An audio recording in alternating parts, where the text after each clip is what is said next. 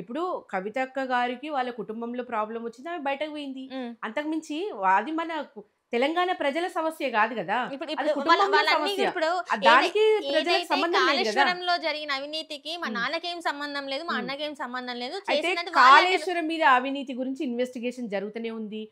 ప్రతిపక్షంలో ఉన్నాం మేము. స్వపక్షంలో ఉన్న కాంగ్రెస్ జూసుకుంటూనే ఉంది దాని గురించి. హ్మ్. మరి ఇప్పటి వరకు గూడా ఏం బయట పెట్టలేకపోయారు గదండీ!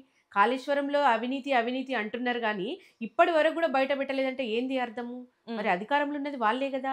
వాళ్ళకేం తెలుసండి కాళేశ్వరం మహిమ వాళ్ళు ఎన్ని జన్మలెత్తినా గూడా వాళ్ళకర్థం గాదు. హ్మ్. ఒక్కసారి కాళేశ్వరం దగ్గరికి పోయి జూస్తే దాని కింద లక్షల ఎకరాల పంటలు పండే రైతులను అడగండి.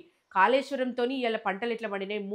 3 పంటలు 3 సీజన్‌లు తీసిన రైతులని అడగండి. హ్మ్. అసలు మన ధాన్యం ఉత్పత్తి నంబర్ 1 అయింది తెలంగాణలో. హ్మ్. వివిధ అంటే వేరే స్టేట్‌లను గూడా మించిపోయింది. వట్టిగానే వచ్చిందండి. 10 ఏండ్ల కష్టమండి. కాళేశ్వరం గురించి వీళ్ళకి తెలవదు. హ్మ్. దాని గురించి అంటే అంటే అవగాహన లేదంటారా మరి? అవగాహనే లేదు. నిజంగా గూడా ఒక్క పిల్లర్ కుంగినందుకు వాళ్ళు ఎంత రాద్ధాంతం చేసిర్రండి. అంటే ఒక్క ఒక్కొక్క పిల్లర్ గూడా కుంగడం గూడా తప్పే గదా! వాళ్ళు జెప్పేది గూడా అదే. అంటే ఇప్పుడు అది మీరు అన్ జూసుకొని కట్టలేదు.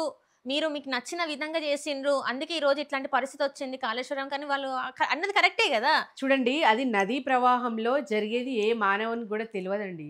అది ఏదైనా బావుండాలన్న ఉద్దేశ్యంతోనే, మంచి సంకల్పంతోనే రైతులు బావుంటే రాజ్యం బావుంటదన్న సంకల్పంతోని చేసిన ప్రాజెక్టే.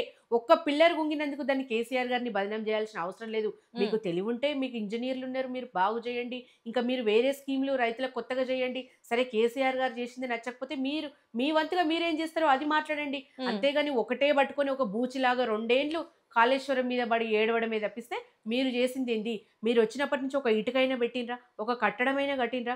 పోనీ గురుకులం ఒకటి ఎక్స్‌ట్రా ఏదైనా జేసిండ్రా పిల్లలకు? ఉన్న స్కీమ్‌లు గూడా బంద్ జేసి, పిల్లలకు రీయింబర్స్‌మెంట్ అని ఇస్తుండ్రా? హ్మ్. ఇప్పుడు ఆడవాళ్ళకిచ్చిన హామీలేమైనా నెరవేర్చిండ్రా? హ్మ్. ఎన్ని అబద్ధాలు జెప్పిర్రు. పోనీ ఇప్పుడు కేసీఆర్ గారి కంటే ఎక్స్‌ట్రా ఇస్తామని జెప్పి రైట్. అధికారంలోకొచ్చి ఏమన్నా ఒక్కటన్నా జేసిండ్రా? అది ఇప్పుడు ఇప్పుడు జెప్పండి.